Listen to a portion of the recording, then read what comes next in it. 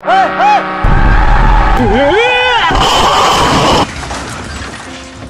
能发生这样的事故，是不是证明他技术太差导致的？别人怎么都没出事故，就他出事故，自己技术差就别来高速上开车，还说我逃逸，这起事故跟我有1毛钱关系吗？芳龄38的小仙女在高速上错过匝道口后强行变道，导致一旁正常行驶的货车避让不及，直接撞上导流带，差点翻下高速公路。然而神奇的小仙女看到货车出事故后，却没有任何停留，直接一脚油门逃离了现场。你肯定不敢相信，当民警将逃逸的女司机拦截下来时，她竟然还理直气壮坚持自己在事故中没有任何责任，更是把她仅有的那点认知说得条条是道，这你受得了吗？我笨着呢，在高速上，我不管车停在下去看一个，是放在旁边那么宽的地方你不走，还要开得那么快，你不出事故谁出事故？况且当时我们2车又没有碰撞，跟我有什么关系啊？反正这起事故我是没责任的。他能发生这样的事故，是不是证明他技术太差导致的？自己技术差就别来高速上开车。那么问题来了，像小仙女这样的嘴强王者，最终将受到怎样的处罚呢？事故发生后，民警火速赶到了现场，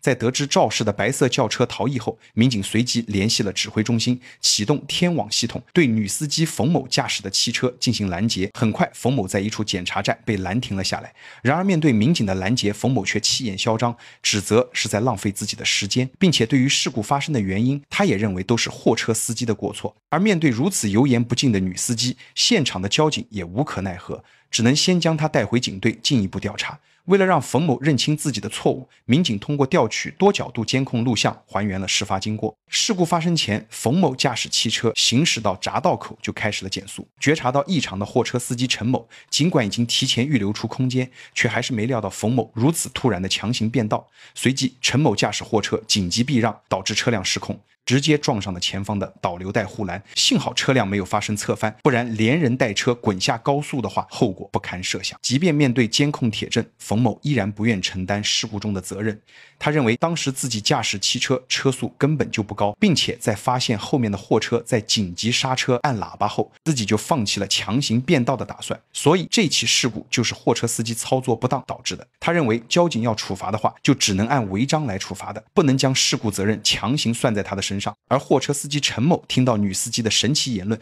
更是气得当场去世。自己明明是为了他的人身安全才选择撞上的隔离带，却不曾想受到女司机如此对待。财物都是身外之物，咱这车顶不进40万，咱不要啊！咱40万还能买个新的车，他的腿要断了烂了，他40万他能买条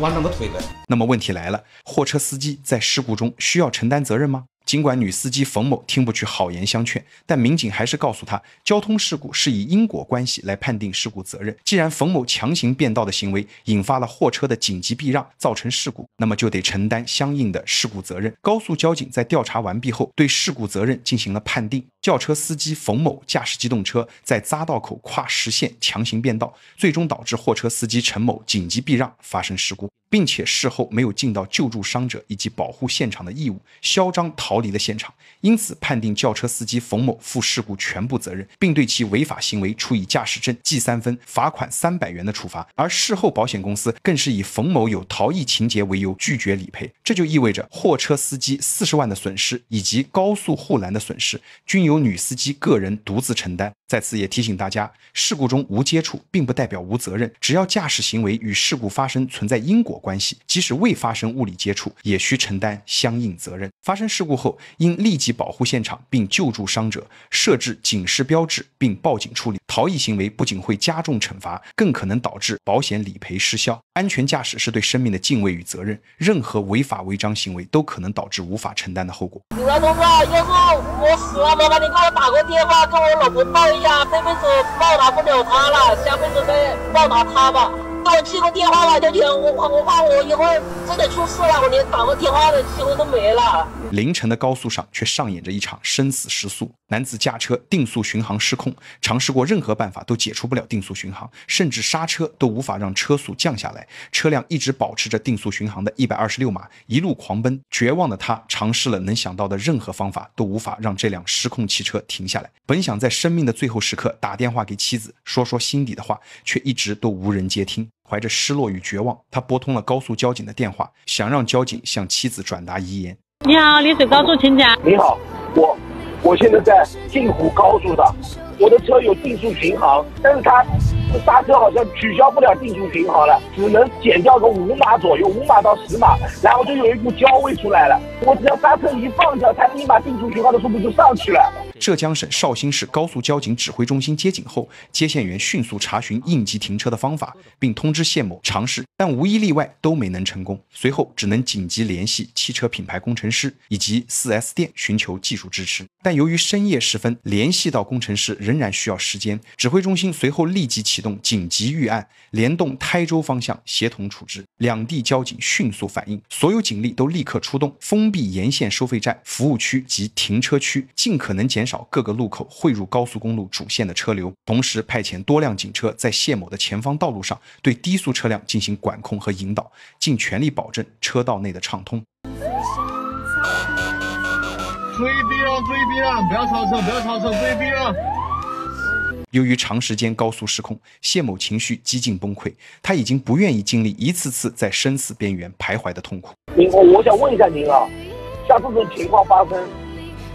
我会不会死啊？随即向接线员和赶来救援的民警表达感谢，随后提出撞击护栏强行停车，但立即被接线员劝阻。谢某在交警的鼓励下，一次次重拾信心，一路强撑着毅力与死神对抗。同时，接线员持续通过高速监控为谢某实时通报着前方的路况，并告诉他，只要能安全通过前方的连续隧道，就会碰到在对面等候的民警。有了他们的护送，后面的路程会轻松很多。你现在过了这连续有前面都是隧道了，公里的有5、6个长隧道，你自己注意安全啊。而隧道中较低的限速却是极大的挑战，它不断在缝隙中惊险的穿行。而隧道尽头的监控中，终于看到谢某驾驶汽车安全地冲出了隧道。很快，前方等待的民警接到了通知，随后切进了谢某的通话。我警车停在这个加速车道这边，你看到我的时候，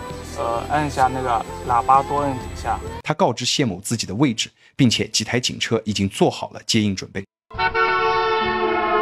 好吧，我就跟在你后面，我警车一直跟在你后面，给你预警。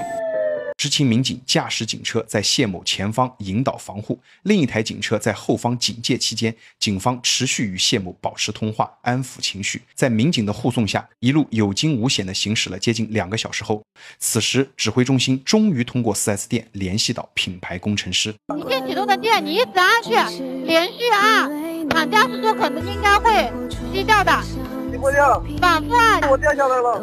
那你自己注意安全，你赶紧靠一路肩呐。而在工程师的远程指导下，谢某长按启动按钮15秒后，最终成功解除了定速巡航模式。随即车辆停靠在应急车道，而后方的民警随即上前摆放应急标志，并呼叫拖车救援。谢某下车后虚脱瘫倒在护栏边，久久没有说话。毕竟如此惊险的3小时，注定一辈子都忘不掉。而事后通过检修发现，谢某所驾驶的车辆在方向盘下方定速巡航控制模块存在白色污渍，初步判定是这个位置导致的电路故障。此时谢某回忆，10日前曾将奶茶泼洒在方向盘上，当初清除表面污渍后并未进行检修，却没想到残留液体渗入电子元件，引发短路。现如今，汽车电子零部件日新月异，冰箱、彩电、大沙发，但也潜藏技术风险。驾驶员应避免在车内放置液体物品，若发生渗漏，需立即彻底清理并检测电路，确认车辆没有任何技术风险后才能上路。万不可图一时方便，驾驶有安全隐患的车辆。而这起应急处置中，高速交警的高效协作与应急预案在此事件中也起到了关键作用。正是因为有他们的全程保障，才没有引发次生事故。他们才是所有驾驶员可以放心托付的人。